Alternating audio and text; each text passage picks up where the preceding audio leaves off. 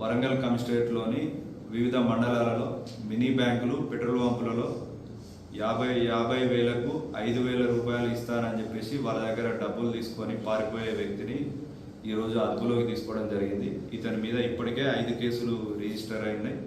Parvathagiri police station, Nekkonda police station, Wardhannapet, Raghunathpalli, Lingalaghanpur ఈ అన్ని police స్టేషన్లలో కూడా కేసులు రిజిస్టర్ అయి ఉన్నాయి.